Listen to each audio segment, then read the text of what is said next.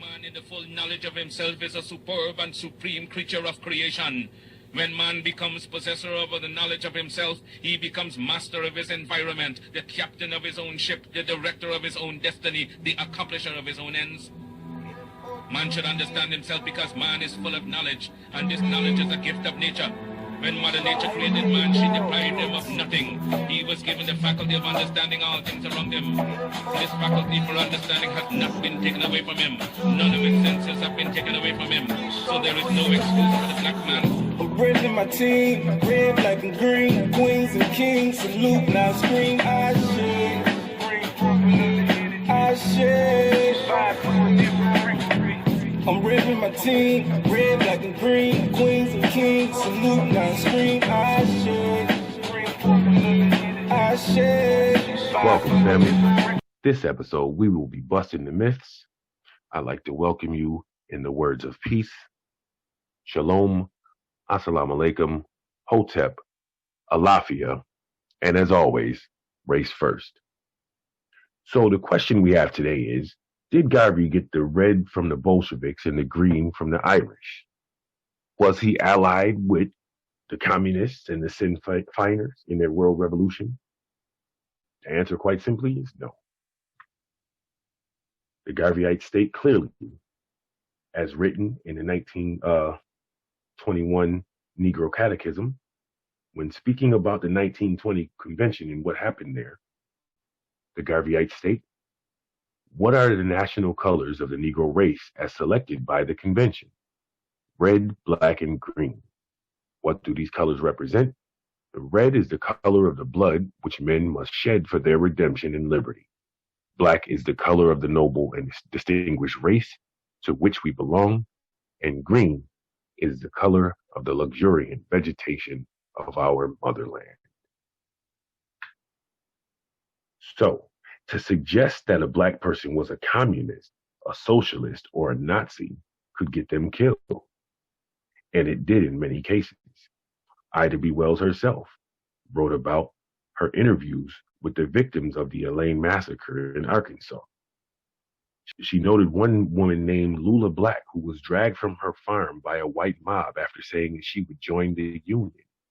That same mob went on to Frank Hall's house and killed his wife, Frances Hall, tied her clothes over her head, threw her body in the public road, where it laid exposed until the soldiers came Thursday evening and took it up. So here you see on the screen the Army's history of spying on African Americans, going as far back as 1917. They even thought that we were a part of getting, ripe for subversion by the Kaiser or the Nazis. Here you see during the first Red Scare, which was the concern about the Bolsheviks coming over to America.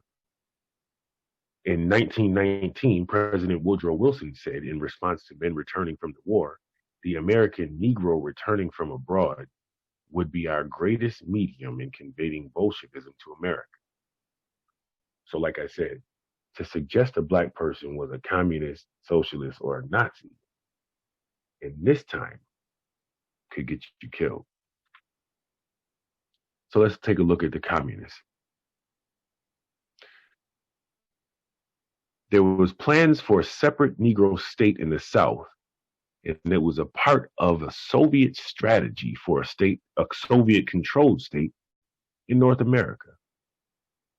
Starting in the 1920s, the Soviet Union made a concerted effort to turn disaffected African Americans from the party of Lincoln to the party of Lenin. And you look here, some of the most famous ones, you have Cyril Briggs, you have Lovett Fort Whiteman, Claude McKay.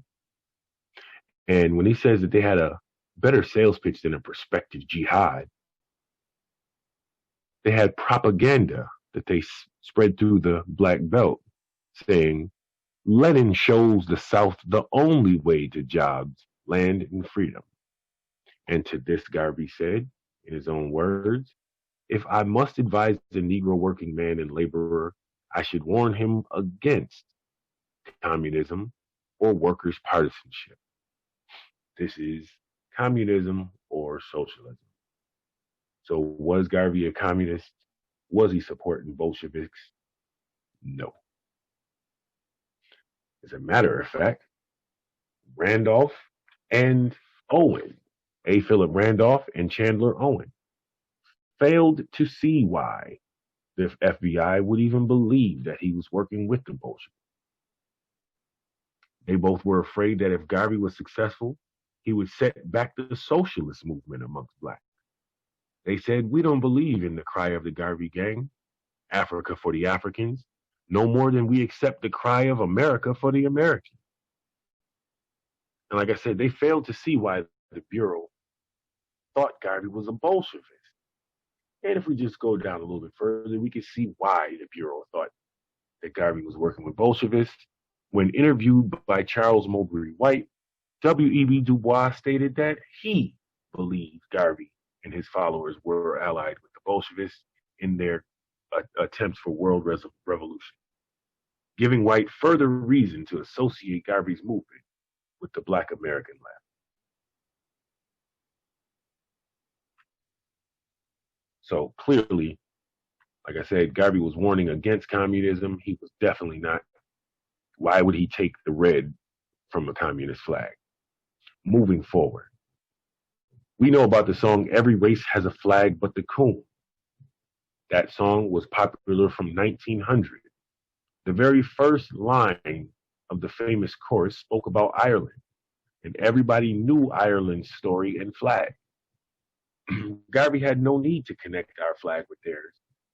And in a 1927 report of a 1921 speech appearing in the Negro World, Garvey was quoted as saying, "Show me the race or the nation without a flag, and I will show you a race of people without any pride." So this is part of the reasoning he had in creating the flag. So there's no reason for him to take the color from someone else's flag. There's just no reasoning behind it. It doesn't make any logical sense.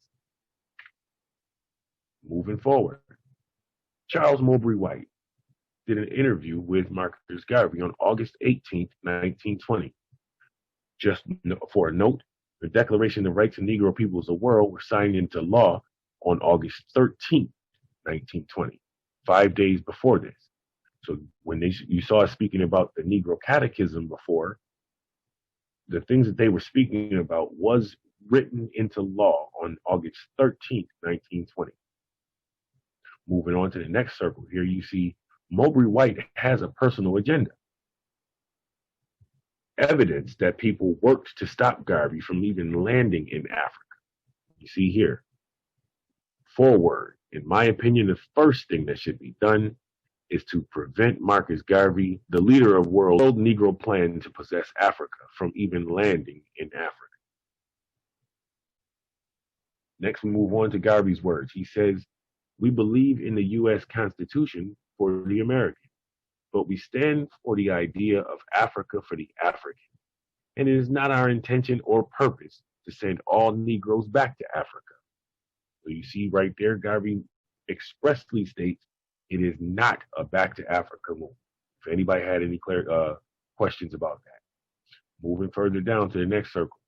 It is the decision of the Negro to make Africa a nation to which the Negroes of the world can look for help and support, moral and physical, when ill-treated or abused just for being Negro.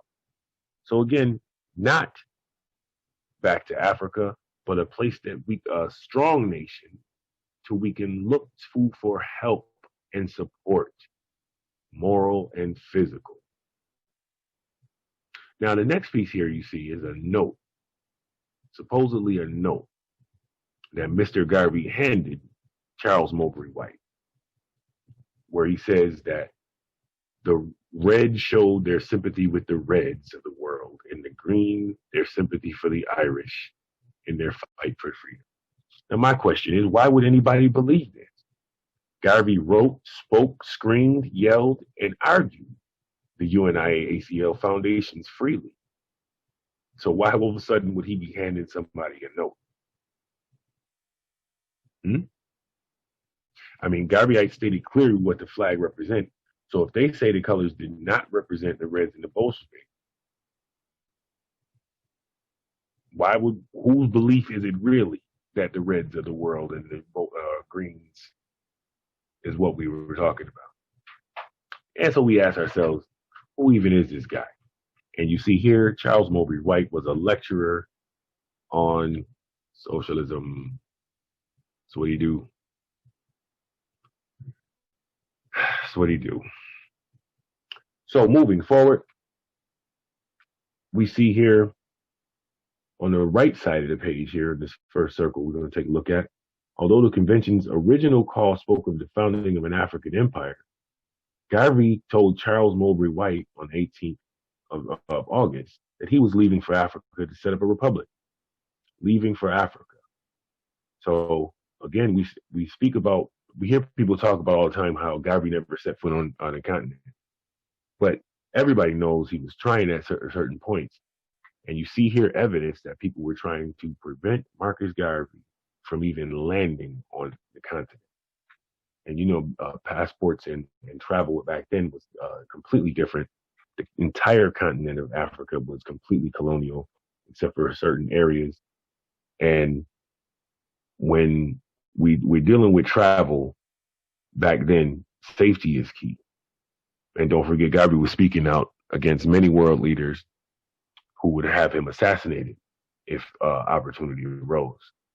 So you see here, after that, you see in another interview conducted in August by Charles Mobley White, W.E.B. Du Bois revealed his belief that Garvey and his followers were allied with the Bolsheviks and the Sinn Feiners in their world revolution. Now, you see here that it keeps coming up that Du Bois and Mobley White are the ones that are pushing this Reds and Sinn Feiners or the Irish conspiracy. But we just proved that Garvey was against the communists and was not supporting the Bolsheviks. So let's take a look. Was he supporting de Valera and the Irish Sinn Feiners? Well, here Garvey speaks. I have in my hand a telegram to be sent to Honorable Edmund de Valera, President of the Irish people. 25,000 Negro delegates assembled in Madison Square Garden in mass convention, representing the 400 million Negroes of the world. We send you greetings as President of the Irish Republic. Please accept sympathy of the Negroes of the world for your cause. We believe Ireland should be free, even as Africa shall be free for the Negroes of the world. Keep up the fight for a free Ireland. Signed, Marcus Garvey, President General of the UNA-ACL. So clearly, there was sympathy for the cause of Ireland for the Irish. But that goes along with everything you already knew about Marcus Garvey. And here you are again seeing him not speaking about it in secret, but a very public speech. On August 30th, the convention elected Garvey to the post of Provisional President of Africa. Many times you hear people talking about he's the self-proclaimed this and the self-proclaimed that. He was elected by those 25,000 Negro delegates that you see here that decided were sent by their respective division, chosen by delegates from their town to be delegates, I should say, from their respective areas around the world, to come to the convention to not only elect the provisional president of Africa, but to make sure that the Declaration of Rights of Negro Peoples of the World and the Constitution was solidified. So here you see, of course, sympathy, but as far as allied or things like that, that's a different story. Of course, he was for Ireland for the Irish, though. That's just common sense. And here you see he was planning actually for a joint speaking engagement. So we see whose quote that was, that the UNA-ACL is alive with the Bolsheviks and the Sinn Feiners in their world revolution. Did they get the red from the Bolsheviks and the green from the Irish? Absolutely not. Completely debunked. Please don't bring it up again. Now, as far as all this is concerned, where did we get the colors from? You see here that the national anthem was actually written in 1919. It was actually a poem first, just like many other national anthems. And it was written in response to what was happening in the world at the time. And in 1919, we just talked about the fact that there was something called the Red Summer. So when we talk about the red blood that men shall spill for their liberation, And we see that the song was written in response to the things that were happening during the Red Summer. And then here we see the fourth unwritten verse of the Ethiopian national anthem, where it says, "Oh, her red blood they spilled on the meadow." Let's take a look at that story for a minute. Written at or within a stone's throw of the site where a young Negro girl about 17 years of age was found brutally murdered and dissected in the year of 1919. So you see here, this is a map of the Elaine massacre and the killing fields where they killed our people, where the red blood spilled from the black skin on the green meadows.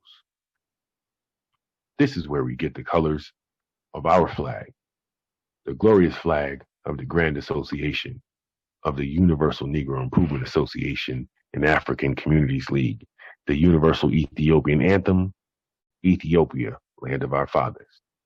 So with that, I want to bid you one God, one aim, one destiny, and as always, race first. Race first, race first, race first, race first, race first, race first, race first, race first, race first, race first, race first, race first, race first, race first, race first. In the spirit of Marcus Garvey, one God, one aim, and one destiny. We're trying to live heavily. Power to the people that's meant for us especially. Support black businesses, utilize your specialty. I love my brothers and sisters, there's no confusion. You want equality, ownership is revolution.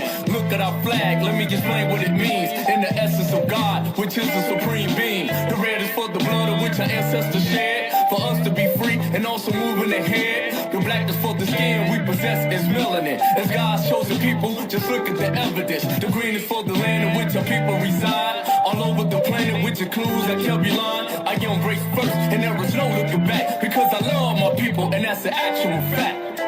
Race first, race first, race first, race first, race first, race first, race first, race first, race first, race first, race first, race first, race first, race first, race first, race first. One God, one aim, one destiny, one love.